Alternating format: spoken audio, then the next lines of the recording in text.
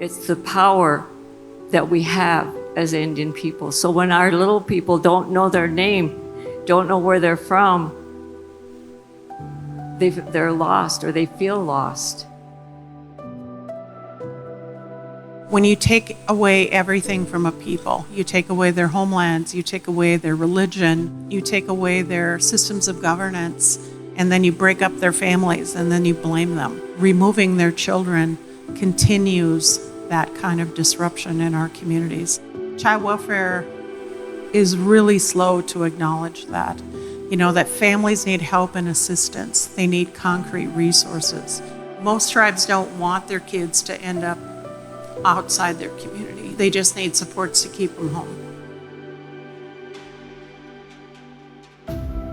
The history behind ICWA, really recognized some things that were touched on earlier. It goes back to kind of some of those policies, the boarding schools, and the ripping apart of our tribal governments and our tribal lands, and therefore our people.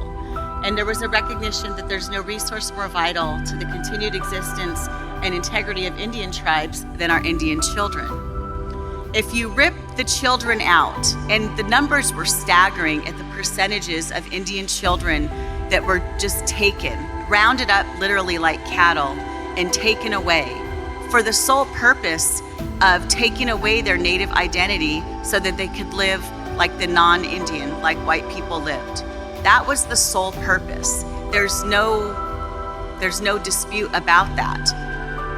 The policy of ICWA is to protect the best interest of Indian children and promote that stability and security of Indian tribes and their families.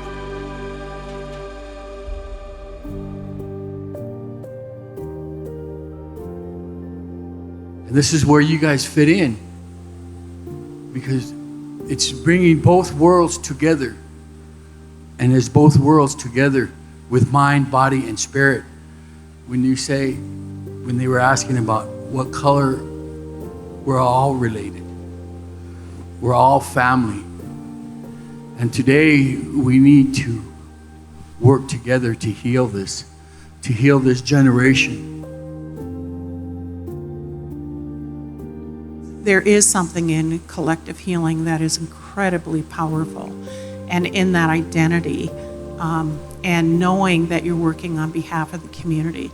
You know, the thing is, in child welfare, it's very siloed, and your professional and your personal life aren't supposed to mix. In our communities, it's one and the same, and you need to be authentic in the way that you choose to practice social work. Child welfare needs to become more humanized and to recognize the harm that child welfare removal does, because I think for a long time it was about saving kids, but kids weren't being saved. And in many cases, they were far worse off in the out-of-home placements they were put in than if they had remained home. So we need to support families, in particular families in poverty. And some of that is just giving people resources and then really working on healing trauma, generations of trauma caused by genocide, and acknowledging that, the role the system has played. Having seen the repercussions of life before ICWA and after, so within my lifetime, I saw that. I know the importance of this. Acquainted with some of my other people from other tribes and even other people that I've known within our own that had no protection for that. Some of the people that I knew, having no identity, they were clearly native peoples, they clearly looked native and all of that, and had no idea of their own being, of their own identity. And they sort of yearned for it, because true, they grew up with loving families, but they still were looking for that identity for their own people. It all starts with the youth, like I'm 26 and I feel like a baby all over again, reconnecting to my culture. Now, had I grown up with that, maybe I'd be doing something differently and maybe I'd feel differently about myself. I'm taking that journey on now, but it's important for the youth that you start to interact with, that you make sure that that's being nurtured. I heard once an Alaskan elder say, when you know who you are less likely to harm yourself. I know that it works. I know that being part of your culture, learning your language keeps you safe. It keeps you insulated. And when you can truly hold space for a kid and remind him who he is, or who she is, who they are, then we can move forward in a positive direction with awareness. In urban LA, a lot of times we get kids who don't even know what tribe they are. And that's our starting point. But they want to know. And as they find out what tribe they are, they want to know about their customs. They want to know about little simple things, how to say thank you in their native language is a huge thing. Just know that sometimes you might be in for a fight, but it's worth it. Our kids are worth it. Those are our communities. Those are our next generation right there. Without them, we don't have a future.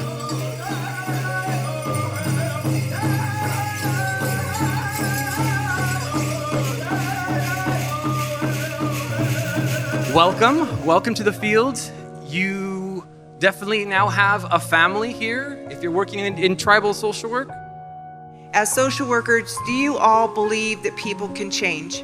Yes, right? Somebody asked me, how do we reduce the numbers in foster care? Quit removing them. Help the family where they're at the time that they're there. Because we keep talking about trauma-informed and the trauma impact, putting focus on that, we also have to acknowledge that there's a brain development gap for these families from the most fundamental years of their life when they're supposed to be nurtured and cared for and loved. When it's building their strength and confidence and sense of security on that foundation, it's a gap. It's either not there at all or it's filled with the opposite, right? And so their bucket's always overfilled with stress and fear, and they're always surviving in crisis mode. And the reality of that is that they don't know that they're surviving in crisis anymore because that's just their normal. And it's normal in their house and it's normal in their community, and for a lot of people, that's just life.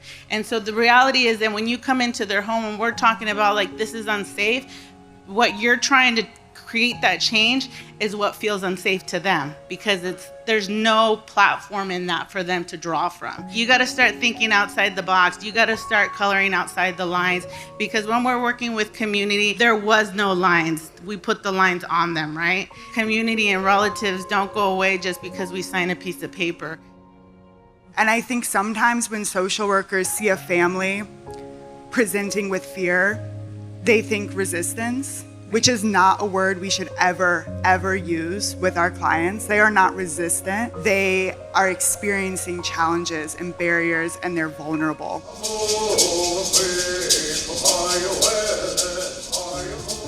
This has been a blessing for us to come together in connection.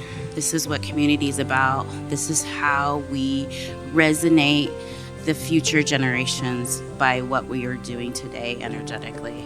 Right there's the tobacco, and you put it in your hand, and we'll offer it into a bandana, and we'll make a bundle together with our collective prayer and thoughts, and we'll put it into the fire ceremony as our collective contribution to healing the past and looking at our future and making it better for all of us and for Native children and really for the entire world, I hope.